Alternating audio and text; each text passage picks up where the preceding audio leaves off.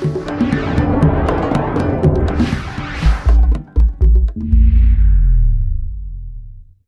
Creamer Media in Johannesburg, this is the Real Economy Report.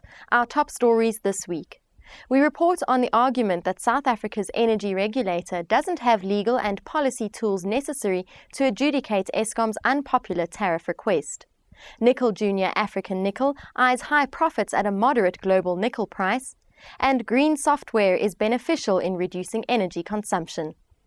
The National Energy Regulator of South Africa will announce power price increases in late February, but besides the economic and technical arguments for and against, NERSA will also have to assess whether it has the legal authority to make such a determination, as Engineering News editor Terence Creamer reports. Speaker after speaker at last week's hearings into the merits or otherwise of Eskom's application for electricity price increases of 35% a year between 2010 and 2013 questioned whether the policy environment truly existed for NERSA to make such a tariff determination. The most strident of these critics was former Water Affairs Director General and now Wits academic, Dr. Mike Muller. There's no framework in place, Chair, to evaluate the public interest, and that makes it very difficult to take a decision at this time. I'd submit that NERSA should actually and correctly recuse itself from this decision, request that government should either rapidly establish a framework within which NERSA can make an appropriate technical determination of what is appropriate, or that government should consider the issues tabled, which NERSA has contributed greatly to elucidating and enlightening. They should consider those issues tabled and then make a direct political decision in the national interest. But Muller was not alone, with similar sentiments being expressed by everyone from Johannesburg Mayor Amos Masondo, representing the Local Government Association, through to environmental groups. In fact, business posed similar, albeit less strident, questions about the policy framework. Business Unity South Africa's CEO Jerry Velikazi and Chamber of Mines Techno-Economic Advisor Dick Kruger. The finalization of the integrated resource plan is expected to provide details of South Africa's energy plan. And we argue, Chair, that it is vital that that plan is finalized and released, and decisions on investments and funding be taken within that IRP. In a similar way, the integrated energy modeling and integrated energy master plan needs to be finalized urgently by government. The MYPD2 process appears to place the cart before the horse in relation to the expected future structures and funding of the ESI over the next 2 decades. Without final resource plans and energy plans, it's very difficult to make funding and pricing decisions on issues that are materially relevant to the entire systemic of the ESI.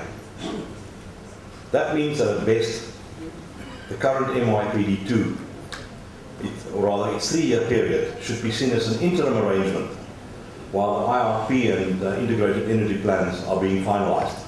With visible signs of a global economic recovery on the horizon, Nickel Junior African Nickel reports that its Bonaccord project in Mpumalanga could be profitable at moderate global nickel price levels. Jonathan Fourie reports. African Nickel is eager to ramp up its Bonaccord project into full production because of the low-cost profits it can offer. African Nickel Director Richard Hornsey reports on the plans for the project for 2010. For 2010, what we will do during 2010 is complete the concept study, which is a preliminary evaluation of the economic potential of the known mineralisation, as well as completing our upside exploration, which is evaluating the addition for additional ore and additional grade. Following that, we will move to feasibility study, which will be completed by the end of 2010. He adds that exploration activities on the site were not affected by the economic crisis. On this site, what we decided to do during the period last year, the previous year we'd spent a lot of money putting together a lot of information. What we decided to do was interpret that information, so we're paying salary costs. So we retrenched our exploration activities back to salaries. We wrote up competent persons reports on the majority of our projects, and we spent time doing field work, particularly our Costa project, which significantly advanced the project. Back to basics, low cost exploration activities. Green software has the ability to reduce a company's energy consumption. Jacqueline Holman has the story. The drive towards going green and reducing energy consumption has become more important than ever in today's business world. Green software and information technology can assist companies in this regard. Gallium MD Hayden Pennell explains the concepts of green software and green IT. Green IT is around reducing and saving energy around computing cycles and processing power and things like that, as well as efficient management of computing resources and recycling when things are being decommissioned and things like that. Green software is exactly the same. Green software, if you look at what consumes the most processing power in any data center or any environment, software and applications consume the processing power. They're responsible for the processing and the load and things like that. So green software is about software to manage the emissions and the energy and being able to monitor how energy efficient applications are.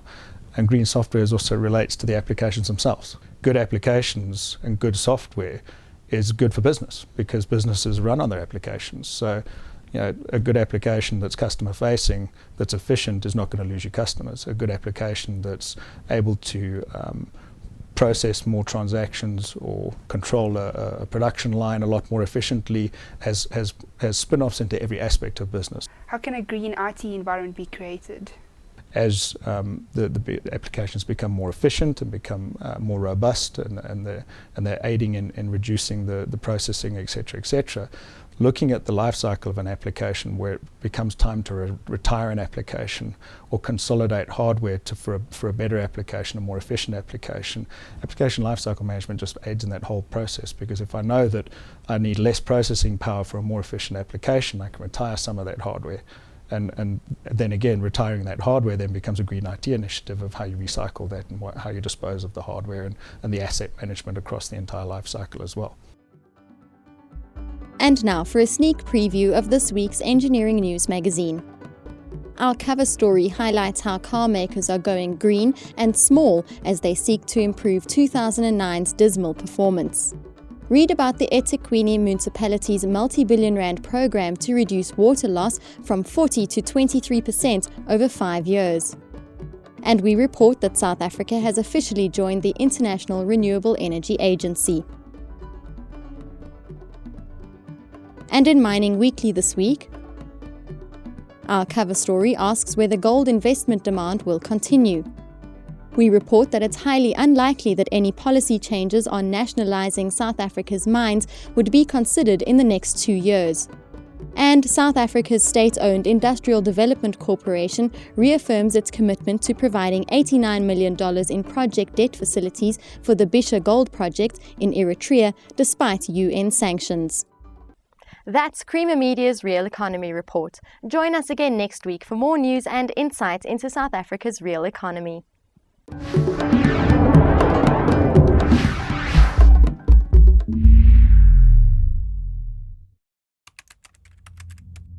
Creamer Media's Mining Weekly delivers unmatched insight into Africa's premier industry.